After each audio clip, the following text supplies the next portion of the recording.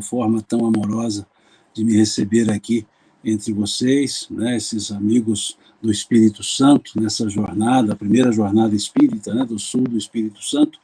Então, muito obrigado pelo convite, para poder estar aqui com vocês, e vamos conversar um pouco, então, sobre essa proposta, sobre esse assunto que nos foi aqui sugerido, que é justiça divina, pandemia, transtornos e preconceitos.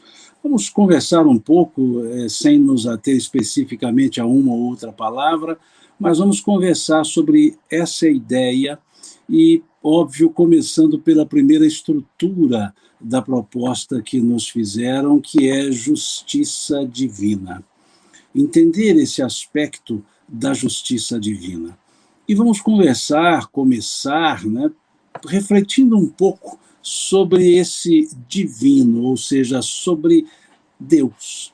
Porque quando falamos justiça divina, é preciso que nós tenhamos em mente a figura do Criador, a figura de Deus.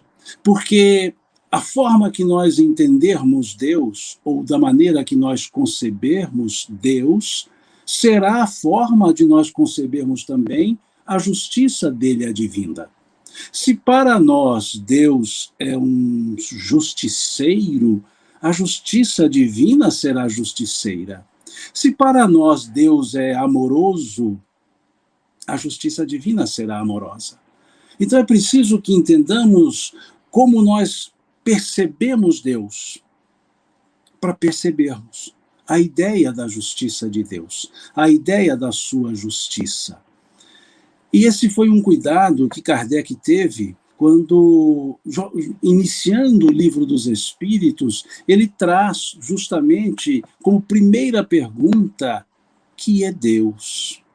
Tentando nos mostrar que sem o entendimento desse conceito para Deus, ficaria difícil entendermos a sua própria justiça. E os espíritos responderam a essa pergunta muito bem formulada, sem um artigo definido, que é Deus. Ele não perguntou o que é e nem quem, sem o artigo definido, que é Deus. Como que, querendo uma definição muito simples, muito apropriada ao nosso nível evolutivo. E os espíritos respondem, é a inteligência suprema do universo, causa primária de todas as coisas. A resposta dada pelos espíritos nos traz um sentido de uma inteligência suprema. Essa inteligência suprema é aquele que tudo sabe. É aquilo que a Teodiceia chama de onipotência, onisciência. É aquele que tudo sabe. É aquele que tem o poder supremo. Essa é a figura trazida pelos espíritos. Não trouxeram aquela ideia arraigada em muitas pessoas de um Deus severo, de um Deus punitivo, de um Deus vingativo. Não trouxeram a ideia do Senhor, aquele Senhor dos exércitos, né, o El Shaddai, da figura hebraica, nem o Elohim. Trouxeram a ideia de, pura e simples, a inteligência suprema. E quando perguntaram como nós poderíamos buscar as demonstrações da existência de Deus, eles disseram para que observássemos as suas obras e verificássemos nelas a inteligência constante. Então eles disseram, podereis entender ou buscar as provas da existência de Deus num axioma, num ditado, que aplicais às vossas ciências. Não há efeito sem causa, e se o efeito é inteligente, a causa só pode ser inteligente. Então ali os espíritos vão nos mostrar essa ideia de um Deus inteligente, de um Deus soberano, mas um Deus bem dentro daquilo que Jesus nos trouxe, o Deus bom. O Deus bom, que Jesus, diferentemente dos outros hebreus que colocavam na figura de Deus ou para Deus uma ideia de Senhor, no sentido, digamos, duro da palavra, El Shaddai, o Senhor Todo-Poderoso, ou o Senhor dos Exércitos, Jesus utiliza uma outra expressão. Ele usa a expressão Abá. Abá. Abá significa paizinho, significa papai. Vejamos como Jesus foi se referir a Deus, chamando-o por papai. Não mais pelo Senhor dos Exércitos, mas papai. E num outro momento, conversando com os doutores da lei, ele faz uma provocação. O evangelista Lucas nos relata isso no capítulo 11 do seu evangelho. Jesus dizendo: quem de vós, se porventura vossos filhos vos pedirdes um pão, dará uma pedra? Quem de vós, se porventura vossos filhos vos pedirdes um peixe, dará uma serpente? Se vós, que sois homens maus, fazeis boas coisas aos vossos filhos, quanto mais não fará Deus, sendo Deus todo bondade? Vejamos como Jesus foi nos apresentar essa ideia para o Criador. Primeiro chamando-o por pai, mas não pai, papai. A palavra hebraica, Abá, papai. E depois dizendo que nós somos homens maus, mas quando se trata de cuidar dos nossos filhos, nós fazemos coisas boas aos filhos nossos. Ele então, por essa analogia, essa comparação, ele diz: quanto mais não fará Deus aos seus, ou seja, aos seus filhos, sendo Deus todo bondade.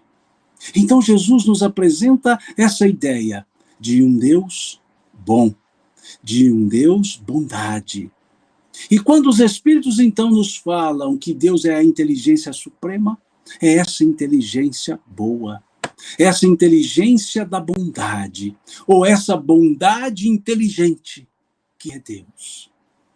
Se olharmos a questão número 13 do Livro dos Espíritos, nós veremos os Espíritos trabalhando uma ideia proposta por Kardec, os atributos da divindade. E dentre os atributos da divindade, Deus ser eterno, imutável, único, onipotente, onisciente, foi colocado: Deus é soberanamente justo e bom. Justo e bom, um atributo da divindade, sem o qual não seria a divindade. Então Deus é soberanamente justo e bom. Em outras palavras, a justiça de Deus é boa, a bondade de Deus é justa. A bondade de Deus é justa, mostrando-nos então que tudo que se nos ocorre aqui está dentro da bondade justa de Deus, da justiça bondosa de Deus. É essa a figura fundamental que nós precisamos ter em mente para podermos falar de justiça divina.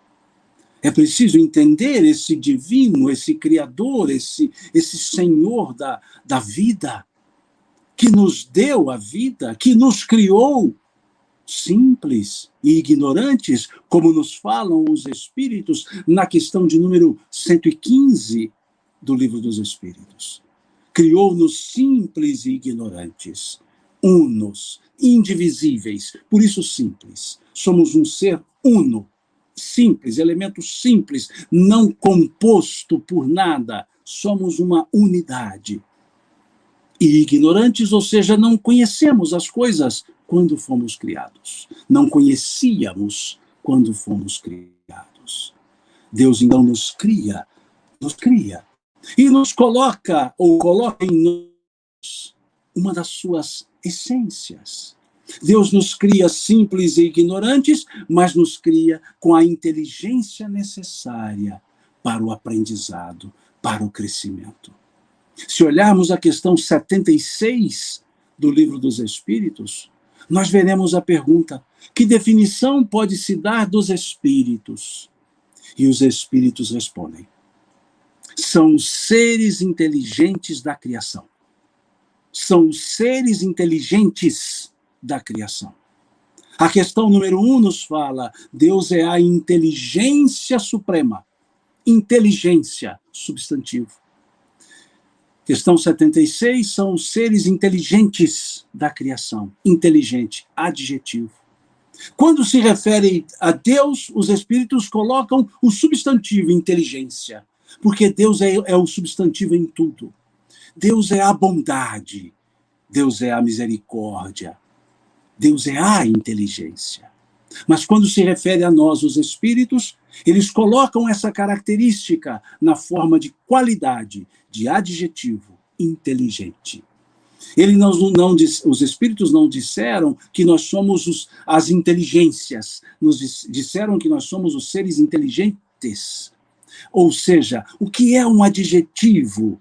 É a partícula derivada de um substantivo que dá qualidades a um sujeito. O adjetivo é uma qualidade que advém de um substantivo. O adjetivo bom é a qualidade que advém da bondade. O adjetivo inteligente é a qualidade que advém da inteligência. Se Deus é a inteligência suprema, a qualidade dessa inteligência, Deus colocou-a em nós.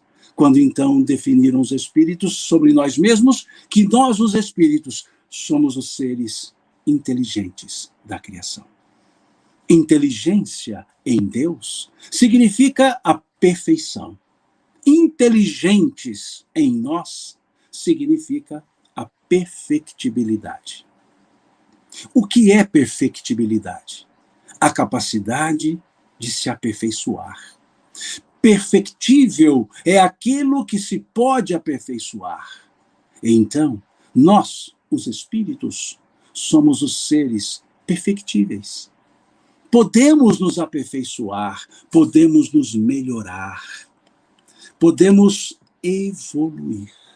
Por isso Deus nos criou, então, simples e ignorantes. Esse ignorar é o mesmo que dizer, temos a capacidade de aprender.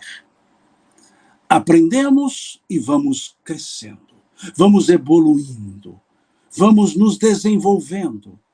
E tudo isso dentro da justiça de Deus, da lei de Deus. Da lei de Deus. E espíritos que somos, gradativamente vamos crescendo. E encarnamos, chegamos aqui na Terra. E conforme nos falam os espíritos, na questão 132 do Livro dos Espíritos, nós estamos encarnados com a finalidade de progredir. Qual a finalidade da encarnação dos espíritos? É a pergunta 132. E os espíritos respondem: Deus vos impõe a encarnação com a finalidade de vos fazer progredir.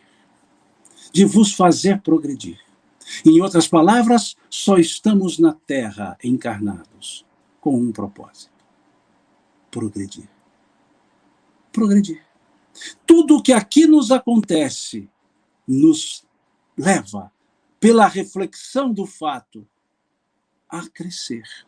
Até as adversidades, até as apreensões, os receios, os transtornos, tudo, se entendido, pode nos levar a crescer. Porque estamos na Terra para um exercício material em favor do nosso crescimento.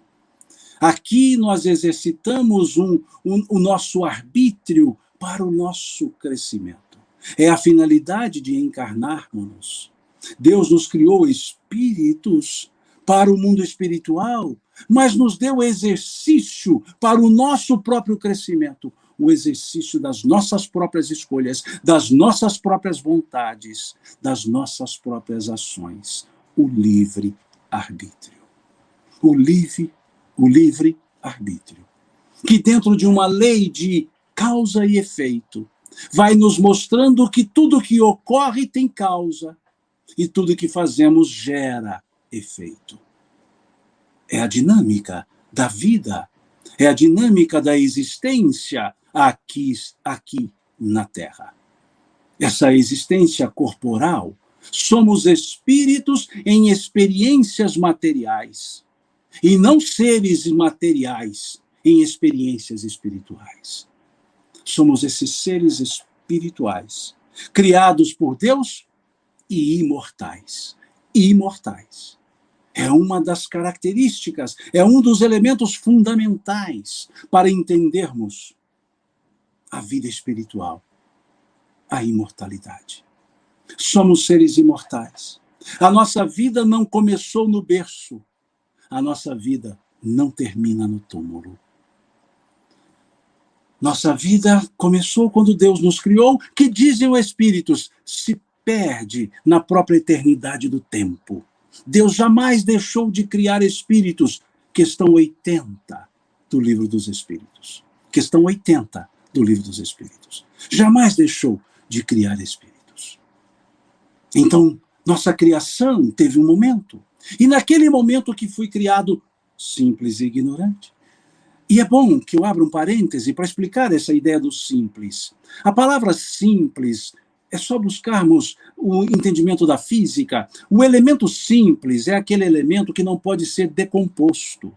Quando o elemento pode ser decomposto, ele é chamado elemento composto. Ou seja, ele se compõe de partes. E quando é um elemento simples, ele não é composto de partes, ele é uno. Então, o espírito que somos uno. Nós somos uma individualidade. Por isso a palavra simples. Não é o simples no sentido de contrário a complexo. Não, é simples no sentido contrário a composto. Elemento simples, elemento composto. Então, nós fomos criados simples, ou seja, um só ser. Não se divide o espírito. Somos um simples, um elemento simples. E ignorantes é porque Deus nos deu a condição de aprendermos. Porque se Deus já nos tivesse criado sabendo tudo, que mérito nós teríamos do conhecimento que dizemos envergar? Mas nós mesmos construímos o nosso conhecimento. Nós mesmos construímos a nossa vida. Por isso, ignorantes, no início, para desenvolver o aprendizado, o conhecimento. Fecha o parêntese. E voltamos a essa ideia, então, imortais. Imortais. E por que é importante entendermos essa imortalidade? Para que possamos entender os acontecimentos da vida material. Porque nós não somos seres materiais, nós somos seres espirituais. Enquanto na matéria somos afetados pelos acontecimentos materiais. Mas, uma vez no mundo espiritual, a realidade se amplia, a visão se amplia, e a vida material passa a ser apenas um momento da nossa própria vida. Nós somos uns seres espirituais que temos uma só vida. Vida é uma só. Nós temos várias encarnações, mas todas pertencem ao mesmo Espírito. É o item 9 do capítulo 7 do livro Céu e Inferno. Capítulo 7, item 9 do livro Céu e Inferno. Nós temos várias encarnações e as reencarnações são solidárias entre si porque pertencem ao mesmo Espírito. Então eu sou o mesmo Espírito encarnado várias vezes. O mesmo Espírito. E espera-se que em cada encarnação um pouco melhor. Espera-se, mas sempre o mesmo Espírito. Essa é a imortalidade. O que nós chamamos de vida nada mais é do que a encarnação. Essa sim, começa no berço, termina no túmulo. Mas a vida não. A vida é imortal. Somos seres imortais. Para que olhemos os acontecimentos da vida corpórea, circunscritos à vida corpórea, que reverberam na vida espiritual, mas são da vida corpórea, a vida material, a vida na Terra. Estamos aqui com esse propósito: evoluir. Seja pelas escolhas boas, seja pelas consequências das escolhas ruins.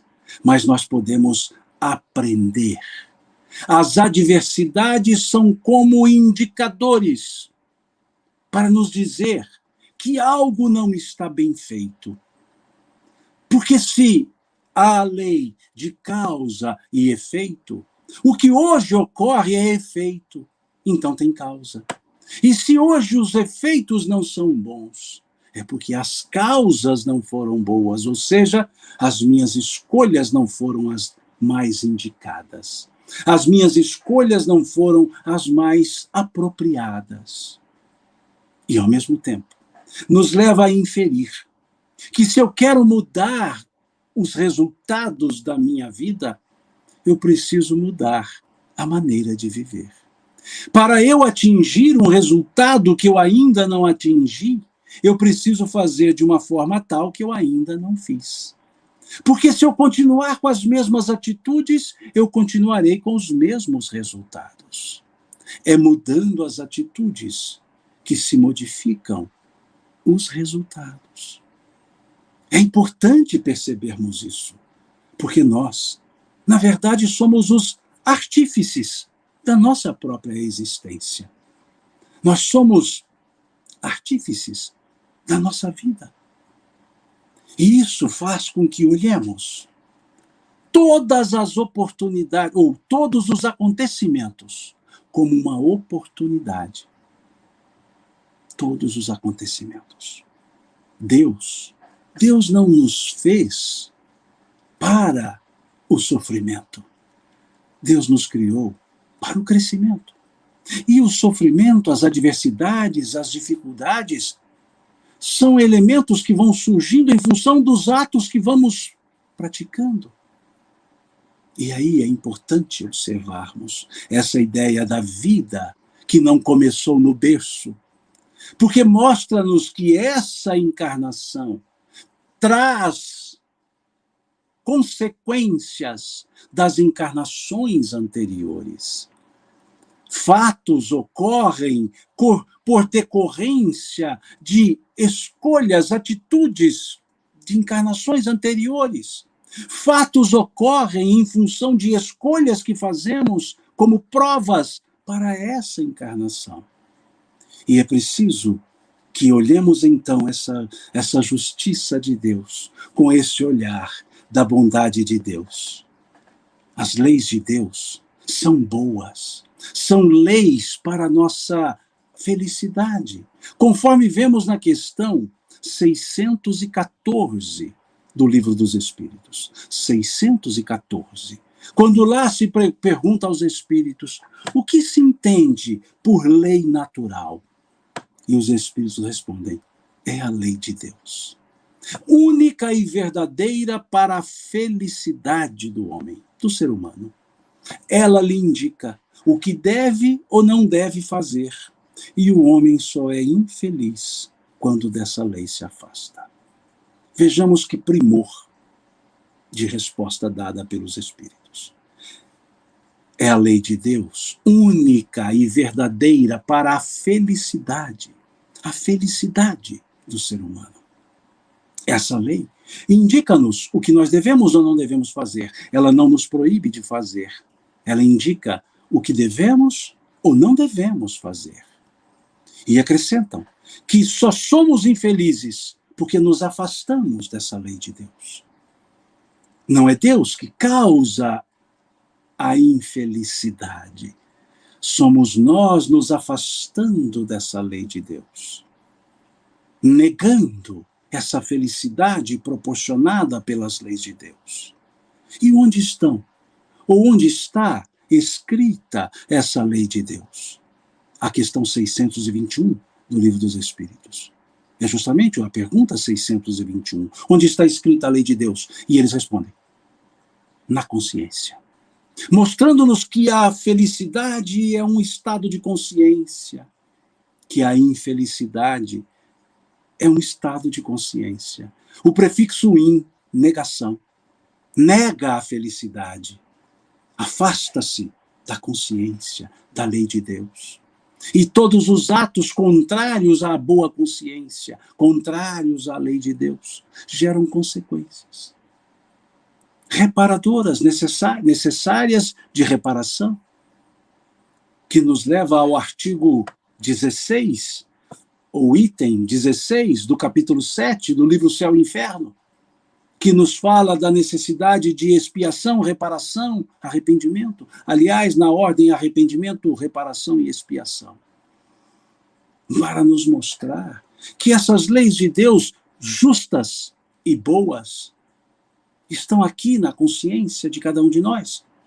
E que nós podemos agir dentro dessas leis, respeitando essas leis, ou tentando contrapô-las. E quando nós tentamos contrapor essas leis de Deus, nós nos afastamos dessa felicidade, dessa questão interior, desse reino de Deus que Jesus nos trouxe, nos mostrou. Lá no capítulo 13 do Evangelho de Mateus, quando ele vai nos falar das parábolas do reino, a parábola do joio e do trigo, a parábola do semeador, a parábola da pesca das redes, assim dizendo, a parábola do fermento, a parábola da pérola, falando-nos nessas parábolas de interiorização. Quando ele dizia, o reino de Deus, o reino dos céus, é semelhante a um homem que semeou a boa semente, ou que foi ao mar e jogou a rede, ou que encontrou uma pérola, ou uma mulher que colocou o fermento na massa. Todos esses exemplos de parábolas, em parábolas, falam de interioridade. Onde se planta uma semente dentro do sulco, onde se pesca um peixe dentro da água, onde age um fermento dentro da massa, onde se encontra uma pérola dentro de uma ostra. Interioridade. Quando Jesus vai nos dizer, o reino de Deus não vem com aparências exteriores, pois o reino de Deus está dentro de vós, ou entre vós, em outras traduções. Mostrando-nos, então, que é preciso que façamos essa busca interior, pois a plenitude do ser está na consciência, está nesse autoconhecimento. E nesse sentido de entender a dinâmica da vida, entender esse funcionamento da existência dentro da lei de Deus, da justiça divina, que é boa. Quando perguntaram aos espíritos, questão de número 171 do Livro dos Espíritos, onde se fundamenta a verdade, o dogma, a verdade da reencarnação. Em outras palavras, onde nós podemos buscar um fundamento para a reencarnação? E os Espíritos responderam: na justiça de Deus e na revelação. E acrescentaram: pois um bom pai sempre deixa abertas as portas para o arrependimento dos seus filhos. Em outras palavras, estão dizendo que a cada reencarnação é uma nova porta que Deus abre para que possamos reviver, melhor dizendo, para que possamos refazer os nossos atos, para que possamos reconstruir os nossos destinos, pois a justiça de Deus, ela nos dá oportunidades para que reparemos os nossos atos, para que refaçamos os nossos atos.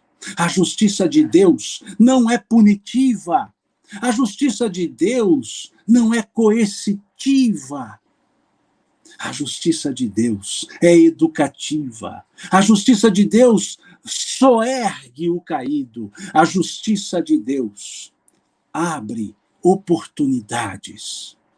Não isenta das responsabilidades, mas abre um vasto caminho de novas oportunidades para reconstruirmos a nossa existência, ou melhor, darmos novo rumo à nossa existência, à nossa vida.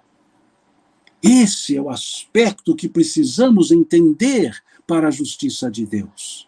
Porque muitos dizem, é a vontade de Deus que você sofra. Não é a vontade de Deus. A vontade de Deus é que nós cresçamos, mas na sua vontade, para que nós cresçamos, Ele nos deu a oportunidade, Ele nos deu os potenciais para crescer. Ele nos deu as condições para que aprendamos e cresçamos. Como disse Jesus, Meu Pai não coloca fardos pesados em ombros fracos. Porque a força é proporcional ao fardo, porque nós escolhemos o gênero de provas que queremos no mundo material. É a questão 258, 258A, 259 também do Livro dos Espíritos. Antes de encarnarmos, em função das nossas necessidades evolutivas, em função do nosso histórico reencarnatório, nós organizamos a nossa encarnação seguinte. Nós organizamos a nossa encarnação seguinte, com aquela visão no mundo espiritual mais ampla, entendendo que reveses materiais não extinguem a estrutura espiritual que nós somos. E ali no mundo espiritual, acompanhado dos espíritos benfeitores, vamos escolhendo o gênero de provas pelo qual nós passaremos. O gênero é o que está na questão 259 do Livro dos Espíritos.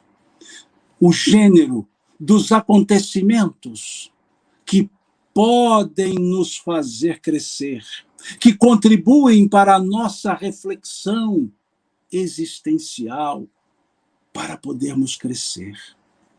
É isso que está nessa escolha das provas. Que bondade maior é essa de Deus?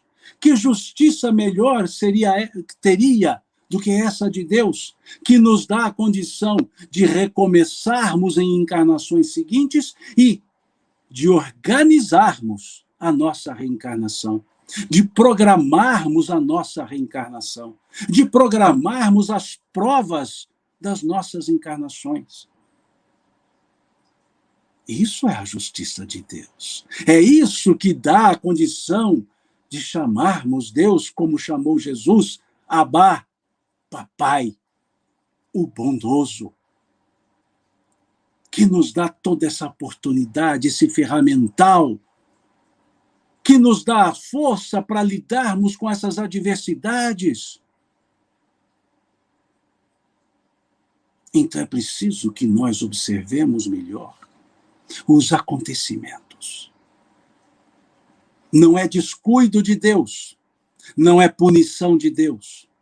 Faz parte de um conjunto coletivo de provas, conforme nos fala o Espírito Emmanuel, na questão 250 do livro O Consolador, quando Emmanuel nos fala das provas coletivas. Das provas coletivas, questão 250 do livro O Consolador.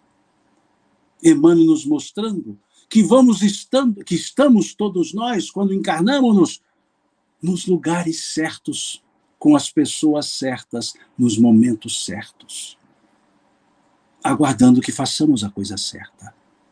Então nós estamos encarnados no momento certo. Nós estamos convivendo com as pessoas certas, esperando que façamos de maneira correta, esperando que hajamos de maneira justa, respeitosa, bondosa.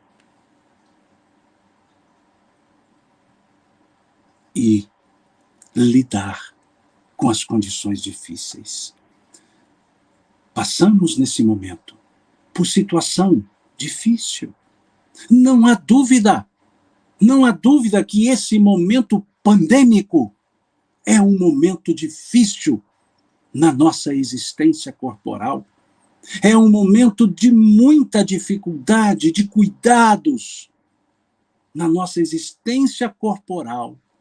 Mas é um momento educativo para a nossa existência espiritual. É um momento reflexivo para a nossa realidade espiritual. Não é o momento da alegria, não. É um momento de tristeza, sim. Mas não é um descuido da lei de Deus. Faz parte da estrutura da lei de Deus, que é nos acordar para a realidade maior, que é a vida espiritual. E quando associamos a essa ideia da causa e efeito, quando associamos a essa ideia de que aqui estamos numa sequência reencarnatória, que trazemos um passado, aí percebemos que, embora nem tudo esteja bem, tudo está nas leis de Deus. Tudo está certo nas leis de Deus. Se estamos vivendo nesse momento, é porque nos é necessário esse aprendizado. Nos é necessário observar o quanto nós caminhávamos de maneira assoberbada, de maneira atabalhoada. E agora podemos refletir, podemos transformar o isolamento social, o distanciamento social, em recolhimento pessoal, reflexivo, mental. Eu vejo pessoas perguntando como é que o mundo estará depois da pandemia. E eu gostaria de me perguntar como eu estarei. Porque o mundo estará como as pessoas estiverem. Porque o que é o mundo é a soma das pessoas. Então a pergunta é: o que eu faço hoje? Como eu estou agindo? Estou sendo respeitoso? Quando eu digo respeitoso, mesmo nesse processo mais agudo pelo qual passamos, estou fazendo a minha parte? Estou contribuindo com a minha parte? Estou respeitando as regras da boa e respeitosa convivência? Estou fazendo da minha parte? Estou cuidando dos que estão comigo? Estou respeitando aqueles que estão comigo? São essas as reflexões que precisamos fazer nesse momento pandêmico. É olhar para as nossas condutas. É olhar se estamos querendo romper com a realidade existencial da amorosidade e afetuosidade. Não há transformação social sem transformação individual. Não há reforma social sem reforma individual. Não há renovação de sociedade sem renovação de consciência. Não há consciência coletiva senão pela soma das consciências individuais. É isso que devemos perceber. Dar o melhor de nós mesmos. Colocarmos-nos sob os cuidados de Deus? Sim, mas tomando também os cuidados materiais que podemos tomar, ou que devemos tomar. O espírito André Luiz, no livro Conduta Espírita, ele diz assim: a fé não dispensa a previdência. A fé não dispensa a previdência. Veja o que nos fala André Luiz. Lá no livro Conduta Espírita. Em outras palavras, ajuda-te, como disseram os Espíritos, e o céu te ajudará. Em outras palavras, façamos da nossa parte. Entregar para Deus, ou entregarmos-nos a Deus, não nos isenta das nossas responsabilidades. Não nos isenta dos nossos compromissos para conosco, para com o próximo e para com Deus. Batei, disse o Cristo, e abrir-se-vos-á. Buscai e encontrareis. Pedi e obtereis. Vejamos que primeiro precisa da ação para que haja a devolução. Batei e abrir-se-vos-á. Ou seja, a porta não se abre se não houver um movimento para pedir, para fazer para com que ela se abra. Então, em ter confiança em Deus, Saber que tudo está sob a lei de Deus, tudo certo, embora nem tudo está bem. Como dizia Dona Joana de Anjos, nem tudo está bem, mas tudo está certo, porque está nas leis de Deus. Mas perceber que o que nos cabe fazer, nós temos que fazer nós mesmos. Com o amparo de Deus, com a força de Deus, com a proteção de Deus, com as bênçãos de Deus e com as nossas ações. Como disse o Cristo, aquele que quiser, vejamos o Cristo, aquele que quiser vir após mim, renuncie-se a si mesmo, pegue a sua cruz a cada dia e me siga. Vejamos a frase do Cristo. Aquele que quiser vir após mim, renuncie-se a si mesmo, pegue a sua cruz a cada dia e me siga. Vejamos a estrutura desse ensino de Jesus. A estrutura desse ensino, dessa frase de Jesus. Aquele que quiser vir após mim. Quiser. O Cristo nos convida. O Cristo não nos impõe. A lei de Deus não é impositiva, é chamativa. O Cristo nos convida. Aquele que quiser vir após mim. Após mim, ou seja, tendo Jesus à frente, ir após e depois de Jesus. Tendo Jesus como referência, tendo Jesus como modelo, tendo Jesus como guia. Questão 625 do Livro dos Espíritos. Vir após mim. Ter Jesus como exemplo. Dar atenção aos seus ensinos, confiar nas suas palavras, fazer o máximo para exercitar esses seus ensinos. Aquele que quiser vir após mim. E aí ele deixa uma condição. Renuncie-se a si mesmo. Renuncie-se a si mesmo. O que é renunciar a si mesmo? É tirar a própria importância da individualidade que somos? Não. Renuncie-se a si mesmo, em outras palavras, deixe de ser egoísta. Olhe as outras pessoas, veja nas outras pessoas uma expressão de você mesmo. Como a nos dizer, somos seres semelhantes. Como a nos dizer, jogue por terra os preconceitos. Renuncie-se a si mesmo. Deixe de soberba. Mineiramente falando, desce daí. Aqui em Minas dizemos assim, quando a pessoa está muito vaidosa, a gente diz, desce daí, meu filho. É isso que Jesus está dizendo. Renuncie-se a si mesmo. Olhe as outras pessoas com empatia, ou seja, se coloque no lugar delas. Nós veremos, não há espaço para preconceitos. Nenhum.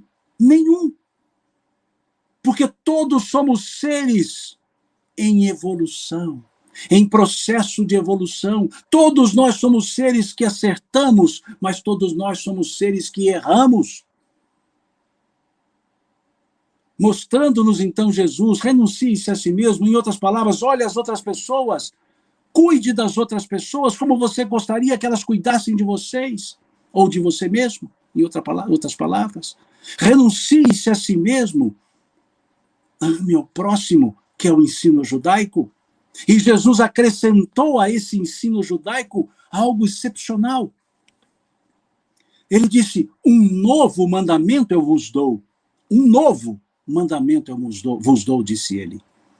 Que vos ameis uns aos outros, como eu vos tenho amado. Porque amar uns aos outros não era um novo mandamento, já era um mandamento da lei. Amar uns aos outros já era um mandamento da lei. Mas o que era o novo mandamento, então? Era a expressão final que Jesus usou. Como eu vos tenho amado. Dizendo, não é amar uns aos outros do jeito que vocês pensavam. É amar uns aos outros como eu amei vocês. Ou eu amo vocês, dizendo Cristo. Um novo mandamento eu vos dou, que vos ameis uns aos outros, como eu vos tenho amado. e nos coloca num exemplo, uma palavra, num exemplo para mostrar-nos que ninguém é superior a ninguém. Quando Jesus nos chama por amigos, nos chama de amigos. Não mais vos chamo servos, disse o Cristo, porque o servo não sabe o que faz o seu senhor. Tenho-vos chamado amigos, porque tudo que aprendi do meu Pai vos tenho dado a conhecer. Vejam, tenho-vos chamado de amigos. Jesus nos chamando por amigo. E ele diz ainda: vós sereis meus amigos se fizerdes o que vos ensino. Vós sereis meus amigos se fizerdes o que vos ensino. Que exemplo maior do que uma igualização do que a amizade? O que é a amizade senão esse amor horizontal em que não se quer transformar a outra pessoa? O que é a amizade senão o amor calçado no respeito? Senão o amor calçado no afeto? O que é a amizade senão o desprezo ao preconceito? Essa é a ideia que a justiça divina nos traz. O amor do Cristo, o amor de Deus, que deixou em nós essa semente, esse potencial. Mas não nos renunciamos a nós mesmos muitas vezes. Ou na maioria das vezes. E segue o Cristo dizendo: pegue a sua cruz a cada dia. Pegue a sua cruz a cada dia. Mostrando-nos que nós não ficamos isentos das nossas responsabilidades. Nós temos que assumir as nossas responsabilidades, mas que gradativamente assim fazemos. Esse processo de melhoramento, de reforma íntima, não é uma nova construção, é uma reconstrução. É uma reforma. Quando fazemos uma reforma, nós mantemos o que está bom e consertamos o que está ruim. A reforma não é começar do zero, é recomeçar agora. Nesse processo de reforma íntima, podemos dizer: aceitemos a nossa parte sombra, mas façamos brilhar a nossa parte luz. Façamos brilhar a nossa parte luz. E aí perceberemos que os transtornos são, na verdade, indicadores de necessidade de mudança. Os aparentes transtornos são indicadores para dizer que as nossas ações não estão da maneira melhor, ou não estão sendo feitas, nossas ações, da melhor maneira. São como avisos indicando: muda, começa de novo, faça de maneira diferente. Como nos disse o Chico, embora ninguém possa voltar atrás e fazer um novo começo, qualquer um pode começar agora e fazer um novo fim. Agradecermos a oportunidade de estarmos encarnados, mesmo nesse momento difícil que estamos, que a humanidade já passou por outros momentos difíceis também no passado longínquo e no passado recente, e que estamos passando agora, em que amigos, conhecidos, vizinhos estão retornando ao mundo espiritual nesses desencarnes causados pelo ato de estar encarnado, mas causados por esse processo pandêmico. Lamentamos, entristecemos-nos, Temos um sentimento de perda? Sim, temos. Porque é sim uma perda da convivência, uma perda da visualização, uma perda do afago, do afeto, do toque. É sim uma perda. Não é uma perda de propriedade, porque não somos proprietários de ninguém, mas é sim. Tanto é que os espíritos assim chamam. Basta olhar o capítulo 5 do Evangelho segundo o Espiritismo, quando eles colocam perda de entes queridos, perdas de entes queridos. Esse verbo perder, que alguns espíritas falam, não pode dizer perder. Não, esse verbo perder não é porque era proprietário, esse verbo perder é porque não se tem mais aqueles momentos. E isso precisa ser respeitado. Isso precisa ser considerado e respeitado. Ou seja, a tristeza alheia precisa ser respeitada, como a nossa tristeza precisa ser respeitada. É o momento da solidariedade afetiva. É o momento do envolvimento emocional e espiritual. É um momento que nos convida a degelar o coração, a aquecer os corações, a olhar o outro e perceber que a dor dele pode ser a minha, poderia ter sido a minha. É se puder oferecer a colaboração, que seja um Deus o abençoe, que seja um abraço, que seja um olhar, que seja apenas um olhar, mas que seja um olhar de respeito, um olhar compassivo. É hora de intensificarmos as nossas preces, não para pedir a Deus a isenção, mas para fortalecermos-nos uns aos outros, porque a prece nos dá forças.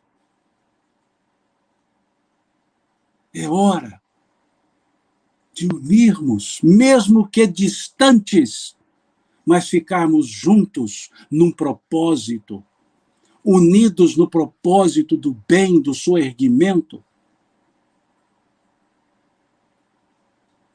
Refletir o que nós podemos fazer para melhorar a convivência. Deixar de perguntar o que o outro pode fazer e perguntar o que eu posso fazer. O que cada um de nós pode fazer.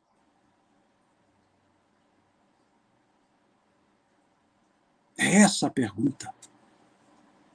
E respeitar, solidarizar efetivamente com aqueles que precisam.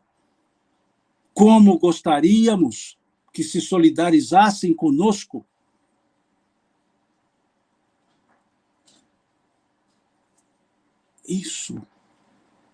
Isso faz parte da justiça divina, do amor divino, da vontade divina. Não há solidariedade sem empatia. Não há caridade sem empatia, sem saber se colocar no lugar do outro, pois é a empatia que permite-nos desenvolver a compaixão. Como dizia o apóstolo Paulo, chorai com os que choram, alegrai-vos com os que se alegram. Eu só me alegro com quem se alegra se eu me colocar no lugar dele. Se eu só choro com quem chora se eu me colocar no lugar dessa pessoa. Ou seja, eu só sentirei a outra pessoa se eu tiver a empatia. Jesus, ao perceber o desamparo das pessoas em Betânia, naquele momento que Lázaro estava no sepulcro, e as pessoas chorando porque Lázaro estava no sepulcro, e Jesus sabendo que Lázaro dormia, ele chora. Chora porque estava triste? Não. Chora porque tinha receios sobre Lázaro? Não. chora porque ela... Não, chora porque se compadece com a tristeza alheia. Chora porque foi compassivo, chora porque teve a compaixão, que não é a mesma coisa, não é sinônimo de pena, não é sinônimo de dó. Compaixão é o envolvimento do amor daquele que pode ajudar para com aquele que precisa ser ajudado. A compaixão é quando os amores se fundem, se unem. A compaixão é quando não há melhor e pior, há semelhantes. A compaixão é quando há o sentimento de uma pessoa cuidando de uma pessoa.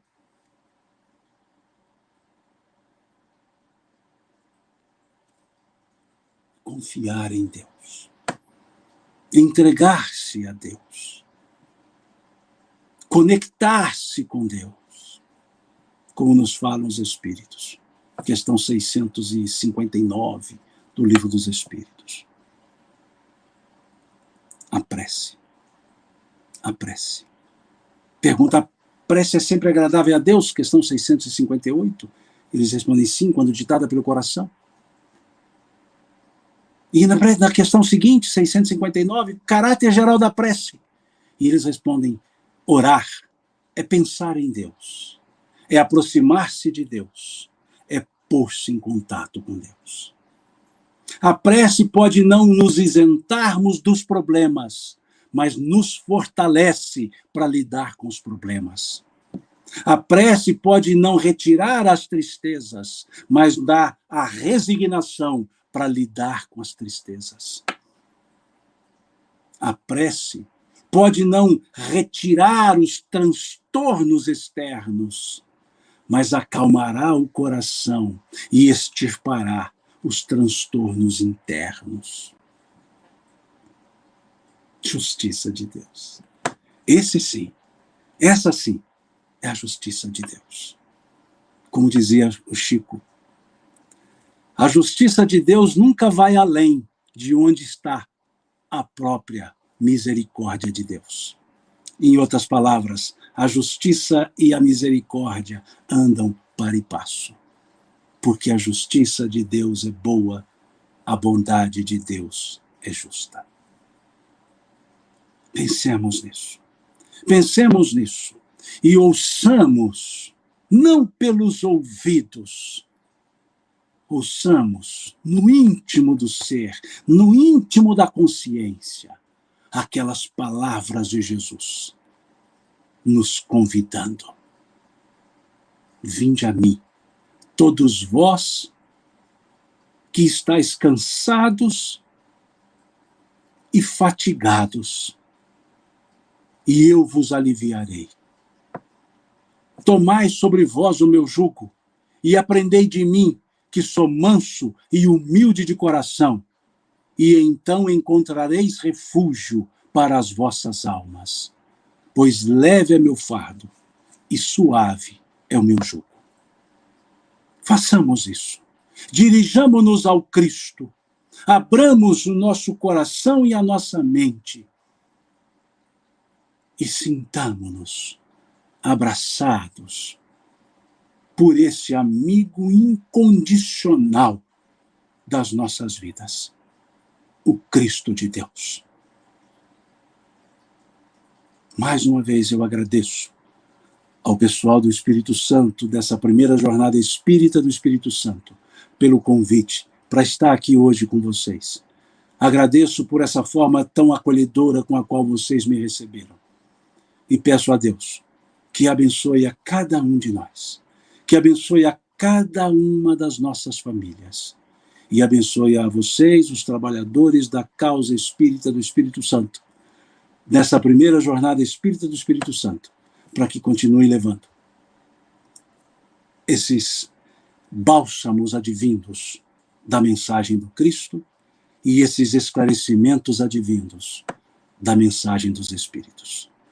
Muito obrigado a todos pela paciência de estar aqui ouvindo e mineiramente agradecendo. Deus lhes pague.